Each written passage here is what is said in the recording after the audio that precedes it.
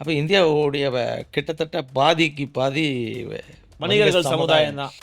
So இந்த டிஸ்ட்ரிபியூட்டருக்கும் கம்பெனிக்காரங்களுக்கும் எந்த விதமான ஒப்பந்தமும் கிடையாது. இது இதனால் மிகப்பெரிய இழப்புகளை, முதலீட்டு இழப்புகளை பல விநியோகஸ்தர்கள் சந்தித்துள்ளார்கள். வாழ்வாதார இழப்பை சந்தித்து வருகிறார்கள். பண்ணிக்கிட்டு தான் இருக்கோம். இது வரைக்கும் அதுக்கு எங்களுக்கு இன்னும் தீர்வு கிடைக்கல. ப்ரெஸ் மீட் அந்த சிஇஓ கொடுத்துட்டு போனோம். இந்தியாவில் என்ன சொன்னால், நேரடியாக எங்களால் வர முடியவில்லை என்றால் பின்வழியாக நிச்சயம் வருவோம், இந்தியாவில் வணிகம் செய்வோம் செஞ்சுட்டு. அந்த பின்வழியாக வந்தது தான் ஃப்ளிப்கார்ட்.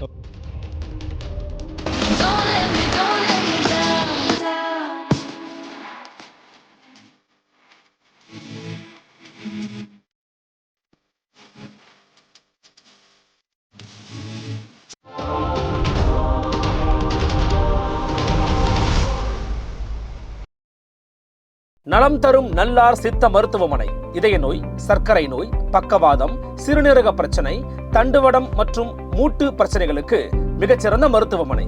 கிருஷ்ணகிரி, சென்னை மற்றும் மதுரை.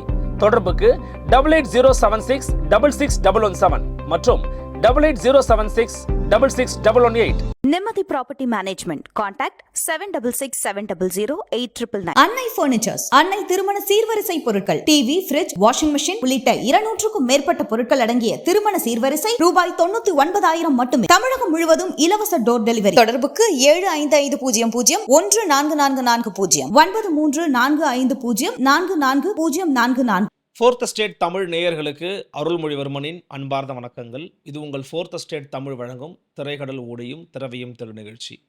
இன்றைக்கு நம்மோடு இணைந்திருக்கிறார் தமிழ்நாடு நுகர்பொருள் விநியோகஸ்தர்கள் சங்கத்தினுடைய தலைவர் ஹானரரி டாக்டர் கணேஷ்ராம் அவர்கள்.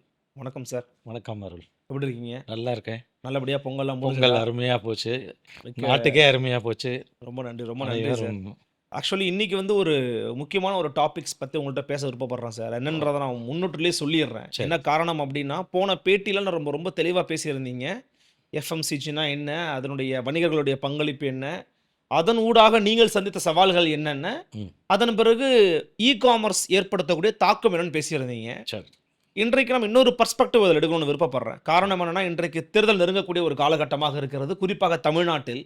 எனவே ஒவ்வொரு அரசியல் கட்சியும் ஒவ்வொரு நோக்கத்தில் ஒவ்வொரு செக்டாரை ரொம்ப டார்கெட்டாக வச்சு அவங்களுக்கான நலத்திட்டங்களை வழங்கணும், புதிய அறிவிப்புகளும் முயற்சி பண்ணுறாங்க. எனவே அதை ஒட்டியும் இன்றைக்கு சில கேள்விகள் இருக்குங்கிறத நான் முன்கூட்டியே தெரிவிச்சுக்கிறேன். சந்தோஷம். ஆமாம், ஏன்னா அதற்கு நீங்கள் வெளிப்படையாக பதில்களையும் கொடுக்கலாம், அல்லது தவிர்க்கலாம், அல்லது நோ கமெண்ட்ஸ் நஜரிங்க அந்த மாதிரி சொல்லவும் செய்யலாம். ஒன்றும் பிரச்சனை கிடையாது. அந்த உரிமையை கொடுத்ததுக்கு ஆமாம் ஆமாம் ஆமாம் ரொம்ப நன்றி சார். ஆக்சுவலி எனக்கு ஒரு முதற்கட்ட கேள்வி அதில் தான் நான் துவங்கணும்னு நினைக்கிறேன். அரசியல் அல்லது அரசியல் கட்சிகள் அவங்க வணிகர்களை எந்த பார்வையில் அணுகிறாங்கன்னு நீங்கள் நினைக்கிறீங்க? பொதுவாக எனக்கு தெரிஞ்ச வரைக்கும் இது வரைக்கும் வணிகர்களை நோக்கி ஒரு அரசியல் மூமெண்ட் பண்ண மாதிரியே தெரியல. இப்போ எத்தனையோ இந்த ஜாதிக்காரங்களை பிடிச்சிடணும், அந்த மதத்துக்காரங்களை பிடிச்சிடணும் அப்படின்லாம் நினைக்கிறாங்களே ஒழிய, சிறு குறு வணிகர்கள் ஒரு பெரிய ஓட் பேங்க்கு, அவங்கள பிடிக்கணுங்கிற நோக்கத்தோடு அப்படி ஒன்றும் பெரிய மூமெண்ட்ஸு நடந்த மாதிரி நான் ஃபீல் பண்ணலை. பல மாநிலங்களில் இதில் ஒண்டி என்னாச்சுன்னாக்கா, தேசிய அளவில் 2019 இது எனக்கு தெரிந்த நிகழ்வுகள், உண்மை தரவுகள் அடிப்படையில் நீங்கள் சொல்கிறீங்க. அந்த கட்சிகள் மறுப்பாங்க, இல்லை ஏற்றுக்க மாட்டாங்க, அது வேறு விஷயம். 2019 வணிகர்கள் சமுதாயத்துடைய ஓட்டு அவசியம் தேவை என்று பிரதம மந்திரி மோடி அவர்கள் விரும்பினார். தேவைன்னு விரும்பினார். அதுவும் குறிப்பாக குஜராத்தில் ரொம்ப அவங்க வலிமையாக, வலிமை ரொம்ப அதிகம். அவங்க பிஜேபியும் ரொம்ப வலிமை, அவங்களுடைய வலிமையும் அதிகம். பிரதமர் வேற ரொம்ப வலிமை இருந்தால் கூட அவங்களுக்கு ட்ரேடர்ஸ் உடைய பேக்கிங்கு இருந்தால் தான் நம்ம இன்கம்பன்சி சொல்கிறாங்க பாருங்கள், அதை தவிர்க்கிறதுக்கு வாய்ப்பு இருக்கும்னு பிலீவ் பண்ணார் நரேந்திர மோடி அவர்கள். பிலீவ் பண்ணார். அதே மாதிரி யூபிலையும் பிலீவ் பண்ணார். யூபியில் அவங்களுக்கு கிட்டத்தட்ட ஒரு 5 எம்பி 6 எம்பி வரா மாதிரியான சூழலில் இருந்த நேரம். அப்போது வணிக சமுதாயத்தை ஒரு கான்ஃபரன்ஸ் ட்ரேடர்ஸ் கான்ஃபரன்ஸ் தால்கத்தோரா ஸ்டேடியம்னு டெல்லியில் வந்து ஒரு 12,000 பேர் உட்காரக்கூடிய ஸ்டேடியம். அங்கே வந்து ஒரு கான்ஃபரன்ஸ் ஏற்பாடாச்சு. அதுக்கு வந்து நம்ம பாரத பிரதமர் சீஃப் கெஸ்ட்டாக வந்தார். அந்த கான்ஃபரன்ஸில் எனக்கும் அவரோட பேசக்கூடிய வாய்ப்பு, ரொம்ப நேரம் பேசக்கூடிய வாய்ப்பு வேறு கிடச்சிச்சு. அந்த கான்ஃபரன்ஸில் அவர் வணிகர்களுக்கு ரிட்டையர்மெண்ட் ஸ்கீமு எல்லாம் அறிவித்தார். ஓகே. ப்ளஸ் எனக்கு கிடைச்ச வாய்ப்பில் வந்து நான் அவர்கிட்ட ஒரு வேண்டுதல் வச்சேன். வணிக சமுதாயம் இந்தியாவில் வந்து ஏற்கனவே நான் சொன்ன மாதிரி கிட்டத்தட்ட 8 கோடி வணிகர்கள் இருக்காங்க. குடும்பம் இருக்குது. குடும்பமும் இருக்கு. அப்போ அவங்க குடும்பம் மட்டுமே 24 கோடி. வேலைக்கு வேற 5 பேரை வச்சுருக்கோம் ஒவ்வொரு வணிகனும். அப்போது ஒரு 40 கோடி. இன்னும் சிம்பிளாக சொன்ன கணக்கில் 72 கோடி வந்துருச்சு அங்கேயே. அப்போ இந்தியாவுடைய கிட்டத்தட்ட பாதிக்கு பாதி வணிகர்கள் சமுதாயம் தான் இருக்கிறதுனால எத்தனையோ அமைச்சகம் வச்சுருக்கீங்க. இந்த வணிகனை, இந்திய வணிகனை, குறிப்பாக இந்திய சிறு குறு வணிகனை வந்து சட்டத்திட்டங்கள், இந்த ஷாப் ஆக்ட் அப்படின்னு சொல்லி ஆங்கிலேயரில் இயற்றிய சட்ட திட்டங்கள் இருக்குது. அதனால் வந்து தேவைப்படும் உண்மையான பாதுகாப்பெல்லாம் அதில் இல்லை. அதில் தூக்கி எறிய வேண்டிய சட்டங்கள் தான் ஏகப்பட்டது இருக்கிறதா தெரிவிக்கிறாங்க. வந்து அந்த ஸ்டில் வி ஃபாலோயிங் இட். ஆமாம், எஸ். ஓகே. அதனால் மிகப்பெரிய ரிஃபார்ம்ஸு வந்து இந்த ஷாப் ஆக்டில் வரணும். கான்ட்ராக்ட்ஸ் அப்படிங்கிறத வந்து பலப்படுத்தணும். இந்தியாவில் வளர்ந்த நாடுகளில் இந்த கான்ட்ராக்ட்ஸ்னு சொல்கிறோம்ல, ஒப்பந்தம். ஆமாம். இந்த ஒப்பந்தம்ங்கிறது வந்து வணிகத்துக்கு மிகப்பெரிய வலிமை தருது. இல்லை, எந்த ரீதியில் கேட்குறீங்க? உதாரணத்துக்கு நான் ஒன்று சொல்கிறேன். இப்போ நம்ம பிரதமர் நரேந்திர மோடி அவர்கள் உலக நாடுகளுக்கு பயணிக்கிறாங்க. நம்ம முதலமைச்சர் அவர்கள் உலக நாடுகளுக்கு பயணிக்கிறாங்க. ஒரு ஒப்பந்தம் போடப்படுகிறது. அவை முதலீட்டுக்கான ஒப்பந்தமாக மட்டும்தான் இருக்கின்றனவா, அல்லது அதை தாண்டிய ஒப்பந்தங்களே போடணும்னு விரும்புறீங்களா? ஒரு உதாரணம் சொல்லுங்க. அதை தாண்டிய ஒப்பந்தங்கள் இருக்கணும். உதாரணத்துக்கு வந்து பல நிறுவனங்கள் இருக்குது. அனைத்து நிறுவனங்களுமே வந்து வாடிக்கையாளர்கள் கிட்ட அவங்க பொருள் போய் சேரணும். விளம்பரம் மட்டும் அவங்களுக்கு பத்தாது. கடைக்காரர்கள் உண்மை முக்கியம். அந்த கடைக்காரர்கள்கிட்ட பொருள் போய் சேரணும் அப்படின்னா எந்த நிறுவனமும் தானாகவே வண்டியை வேனை போட்டு பொருளை ஏற்றி கொண்டு போய் அவங்கக்கிட்ட பர்மனெண்ட்டாக அந்த வேலையை செய்ய முடியாது. அவங்களுக்கு வணிகம் இல்லாத போது ஆரம்ப கட்டத்தில் வேணால் அந்த முயற்சிகளில் அவங்க ஈடுபடலாம். அப்புறம் வணிகம் வளர்ந்த அப்புறம் அவங்க இந்த கடைக்காரர்களுக்கு சேர்ப்பதற்கு விநியோகஸ்தர்கள் அப்பாயிண்ட் பண்ணி தான் ஆகணும். ஓகே. இந்த விநியோகஸ்தர்கள் சமுதாயம் வந்து த்ரூ அவுட் இந்தியா வந்து எப்படி செயல்படுறோம் அப்படின்னா ஏரியா பேஸ்டாக செயல்படுவோம். உதாரணத்துக்கு வந்து தாம்பரம் டு பல்லாவரம் வச்சுக்கோங்க. என்ன ஒரு 5 கிலோமீட்டர் இருக்குமா? அந்த ரேடியஸுக்கு ஒரு டிஸ்ட்ரிபியூட்டரை நியமிப்பாங்க. குறிப்பிட்ட வணிக டர்ன் ஓவருக்கு நியமிப்பாங்க. அதாவது ஒரு டிஸ்ட்ரிபியூட்டர்னு அப்பாயிண்ட் ஆகிறவங்க 300 சிறு குறு கடைகளை அல்லது அதிகபட்சம் 600 சிறு குறு கடைகளை மட்டும்தான் வந்து கவர் பண்ண முடியும். அதில் தான் அவங்களுக்கு டர்ன் ஓவர் கிடைக்கணும். மாதாந்திர டர்ன் ஓவர் கிடைக்கணும். அந்த மாதாந்திர டர்ன் ஓவரில் கிடைக்கிற அதிகபட்ச லாபத்தை வச்சு தான் அவங்க செலவினங்களை பண்ணி அதுக்கப்புறம் இவங்களுடைய வருமானத்தை பார்க்கணும். ஓகே. இதுதான் நடந்துக்கிட்டு இருக்கு. 75 வருட காலமாக நடந்துக்கிட்டு இருக்கு இந்த வழிமுறையில். அந்த மக்கள் தொகை கம்மியாக இருந்த காலம், வணிக வளர்ச்சி இல்லாத காலகட்டங்களில் பார்த்தீங்கன்னா சவுத் இந்தியாவுக்கே டிஸ்ட்ரிபியூட்டர் ஒரு ஆள் தான் இருப்பான்.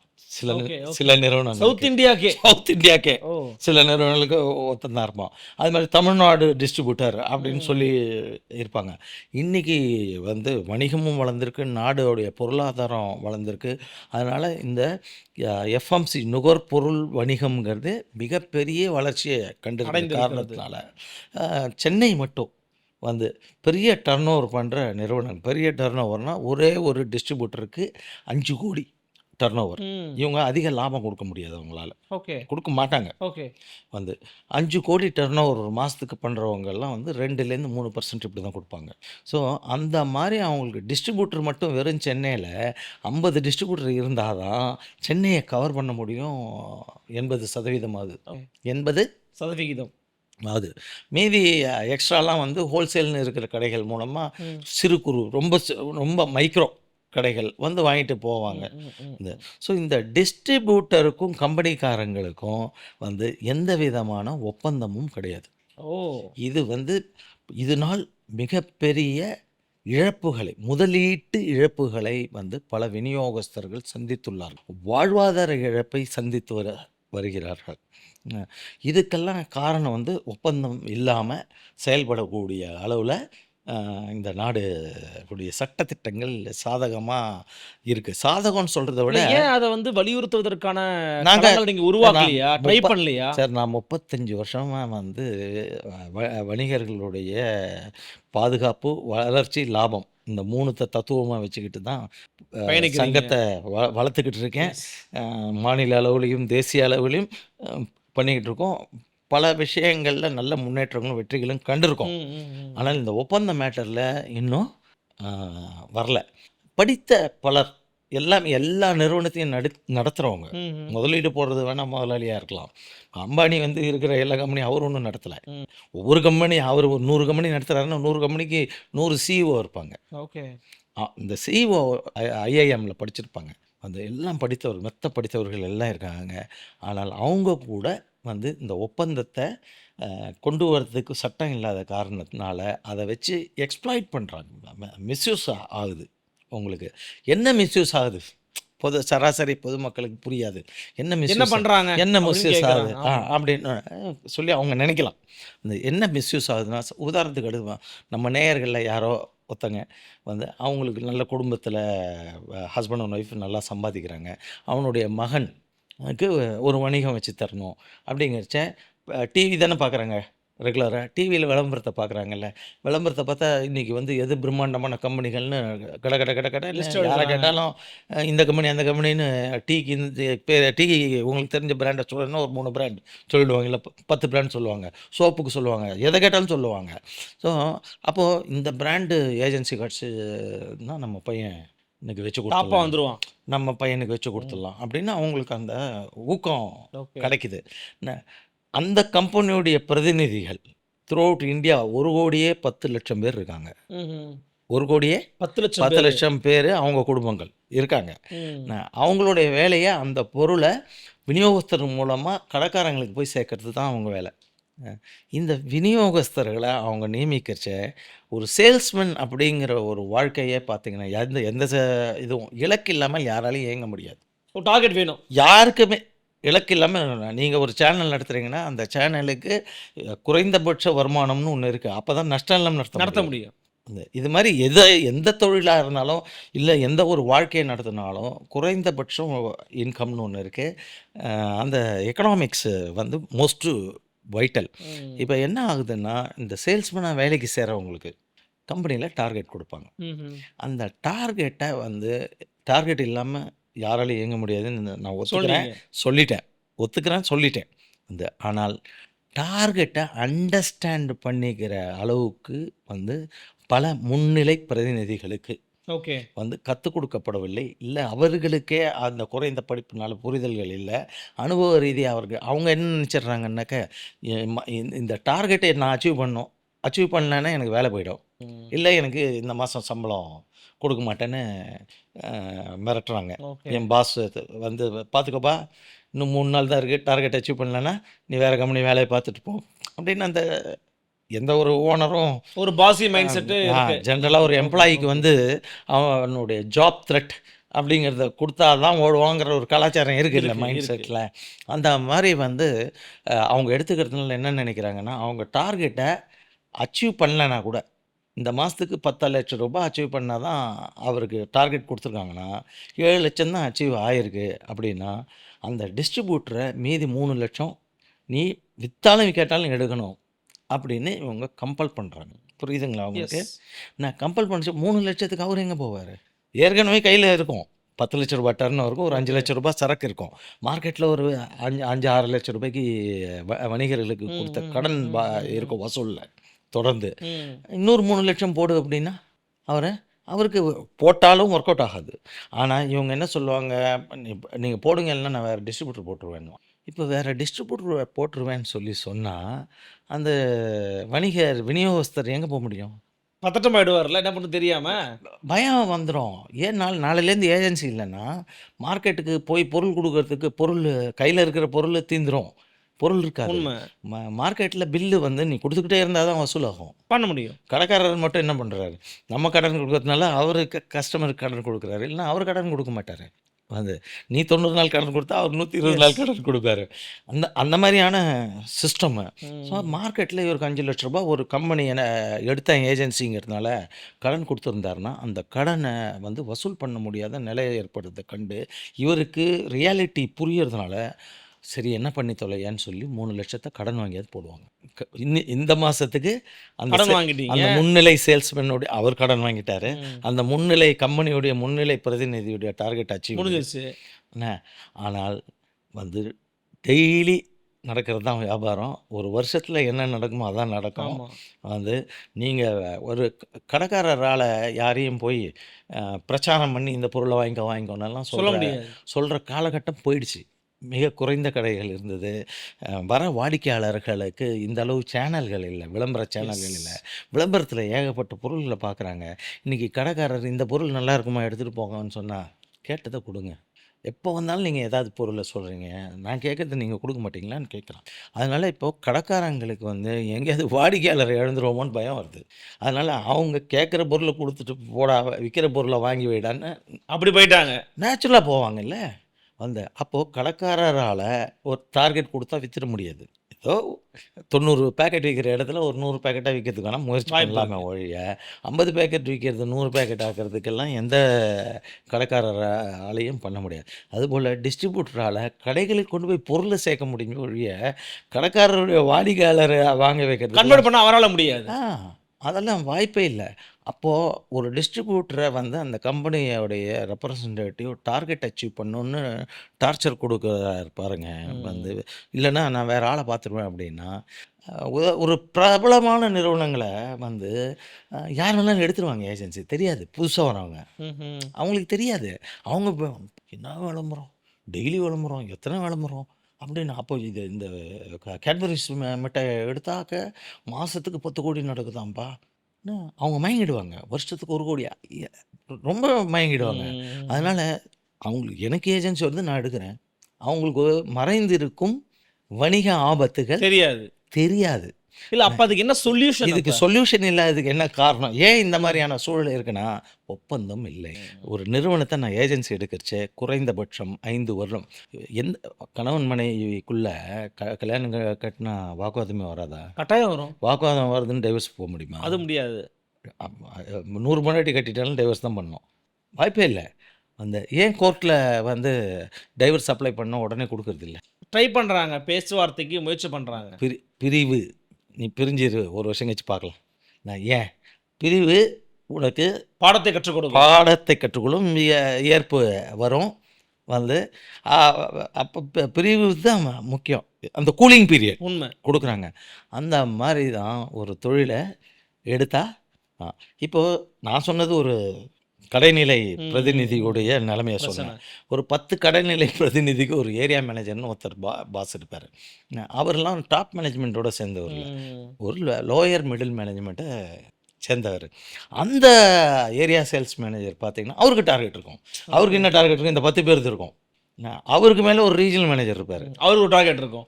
அது ரீஜனல் மேனேஜர்னு சொல்லி இந்தியாவில் ஒரு 5 பேர் இருப்பாங்க. தென் மண்டலம், வடக்கு மண்டலம், தெற்கு இப்படி பிரிஞ்சு இருப்பாங்க.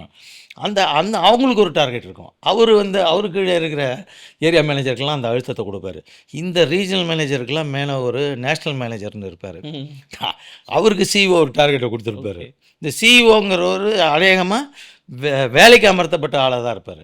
அவருக்கு போர்ட் ஆஃப் டைரக்டர்ஸ் இருக்காங்க பாரு, அவர்கிட்ட ஒரு இலக்கெல்லாம் சொல்லி தான் இவர் உள்ளே வருவார். அதனால் அந்த இலக்கு தானாக வந்தால் தப்பிச்சோம். இலக்கு வரலைன்னா அங்கேருந்து அழுத்தம் ஸ்டார்ட் ஆகும். இல்லை, இதை ஒரு அரசை நிர்வகிக்கக்கூடிய இடத்துல சில கட்சிகள் இன்னைக்கு வந்து முகிழ்க்கிறாங்க வராங்கன்னும் போது அவர்களாம் என்ன ரோல் ப்ளே பண்ணிட முடியும் நீங்க நினைக்கிறீங்க? ஃபார் எக்ஸாம்பிள் இப்போ இந்த ஆட்சியால் இப்போ திமுக ஆட்சியில் இருக்கிறாங்க, மேலே பிஜேபி ஆட்சியில் இருக்கிறாங்க, they can do this things அப்படிங்கன்னா என்னெல்லாம் பண்ண முடியும்? அதான் லா ஆஃப் கான்ட்ராக்ட்ஸு வரணும்னு சொல்கிறேன். இப்போ கூட என்ன இருக்குன்னா, இப்போ சில கம்பெனிக்காரங்க இதை பார்ப்பாங்க, அதெல்லாம் அவர் சொல்கிறது சும்மா, நாங்கள் தான் வந்து ஒப்பந்தம் தரோம் இல்லை அப்படின்வாங்க. ஒப்பந்தம் ஒன் சைடட் ஒப்பந்தம். யார் சைடு அது? பேங்க்கில் நீங்கள் போய் லோன் எடுக்கிறீங்கன்னு வச்சுக்கோங்க, அவன் ஒரு 36 பேஜ் காட்டுவான், சைன் பண்ணணுவான். 36 பேஜை படிச்சோ இல்லை உங்கள் வக்கீல்கிட்ட போய் எடுத்துகிட்டு போய் காமிச்சிட்டு இதெல்லாம் ஓகே அப்போ சைன் பண்ணால தான் சைன் பண்ணலாமா லோன் பண்ண யாராவது கேட்டிருக்காங்களா? கேட்பீங்களா? காசு கொடுங்க கையெழுத்து போடுறேன். ஒரு ஏஜென்சி எனக்கு ஒரு கம்பெனிக்காரன் பெரிய மிட்டாய் நிறுவனம் தரான், மாதம் மாதம் எனக்கு 10 கோடி நடக்குதுன்னா அவன் காமிச்ச இடத்துலலாம் கையெழுத்து போட்டுருவான். ஒன்றும் பெருசாக வாசித்தாலும் புரியாது. இதில் அவங்க மெயினாக என்ன எழுதுகிறாங்கன்னாக்க, உன்னுடைய பர்ஃபார்மன்ஸ் சரியில்லைன்னு நாங்கள் ஃபீல் பண்ணால் எங்களுக்கு மாற்று உரிமை உண்டு, அதை ஏன்னு கேள்வி கேட்குற உரிமை உனக்கு கிடையாது அப்படின்னே போடுவாங்க. ஓகே. அப்படின்னே போடுவாங்க. அப்படி இல்லைன்னா கூட என்னோட நீ வந்து கோர்ட்டுக்கு சென்று இது பண்ண கேஸ் நடத்தணும்னு நினச்சேன்னா, ஓகே. என்னுடைய கம்பெனி வந்து டெல்லியில் இருக்குன்னா ஊத்துக்கோட்டையில் இருக்கிற டிஸ்ட்ரிபியூட்டருக்கு வந்து திடீர் ரத்து ஆயிடுச்சு, அவர் பக்கம் நியாயம் இருக்குது, ஆனால் அந்த நியாயத்தை சொல்லி பிரயோஜனம் இல்லை, அவருடைய ஏஜென்சி ரத்து ஆயிடுச்சுன்னா அவர் டெல்லிக்கு போய் தான் கேஸ் ஃபைல் பண்ணணும். ஓகே. ஊத்துக்கோட்டையில் ஃபைல் பண்ண முடியாது, மெட்ராஸ் ஹைகோர்ட்டில் ஃபைல் பண்ணி சால்வ் பண்ண முடியாது. அப்படி ஃபைல் பண்ணினாலும் இந்தியாவில் இருக்கிற இந்த ட்ரேடிங் லாலாம் அது ஒரு 30 வருஷம் ஆகும். இவர் முதல்ல இங்கேருந்து டெல்லிக்கு போவாரா? அதுவே கஷ்டம். ஊத்துக்கோட்டையில் இருக்கிற ஒரு கடைக்காரரோ ஒரு அதுவே விநியோகஸ்தரோ, கஷ்டம். அதுவே கஷ்டம். அடுத்தது எத்தனை வாட்டி போகிறது, எத்தனை வாட்டிக்கு வருது, அதனால் எவ்வளோ நஷ்டம் ஆகும்பா, ஒரு 2 லட்சம் போயிட்டு வேறு எங்கேயா சம்பாதிச்சிக்கலாம் அப்படின்னு பல கோடி ரூபாய் இழந்து, இது வந்து நான் சொல்கிறதெல்லாம் நல்ல வளர்ந்த பெரிய நிறுவனங்கள் தாராளமாக கான்ட்ராக்ட் கொடுத்து 5 வருஷம் ஒப்பந்தம், இந்த 5 வருஷத்தில் உனக்கு எனக்கு வணிக ரீதியாக என்ன தர்க்கம் வேணாலும் வரட்டும், நான் பேசி தீர்த்துக்கொள். இல்லை, இது நீங்கள் சொல்கிற மாதிரி எக்ஸாம்பிள் வந்து உலக நாடுகள் இருக்கா? இருக்குது. ஓகே. கான்ட்ராக்ட் இல்லாமல் அங்கே பிஸ்னஸ் பண்ண முடியும். மற்ற நாடுகளில் இருக்கு. ஆமாம், வளர்ந்த நாடுகளில் இருக்குது. அமெரிக்கா. S okay sir. இன்னொன்று மக்கள் தொகை கம்மி சார் அங்கே, அதனால் எவனையாவது டிஸ்ட்ரிபியூஷனில் வேணான்னு சொன்னான்னு எடுக்கிறதுக்கு ஆள் கிடையாது. புரியுது. மக்கள் தொகை கம்மி. இந்தியாவில் மக்கள் தொகை ஏகப்பட்டது. அதனால் அதுவும் ஒரு 20 வருஷம் முன்னாடியெல்லாம் பார்த்தீங்கன்னா பேங்க்கில் வேலை செஞ்சவங்கெல்லாம் வாலண்டரி ரிட்டைர்மெண்ட் வாங்கின்னு வெளில வந்தாங்க. ஞாபகம் இருக்கா அவங்களுக்கு அந்த பீரியடு? இந்த வாலண்டரி ரிட்டைர்மெண்ட்டு யங் ஏஜில் வாங்கின்னு வராரு, 40 வயசு இருக்கும், வராரு, 1 கோடி ரூபாய் கையில் இருக்குதுன்னு வச்சுக்கோ, கையும் காலும் சும்மா இருக்காது, உடம்புல தெம்பு இருக்குது, கையில் அடிச்சுக்கிட்டே இருக்கோம், என்ன பண்ணலாமா.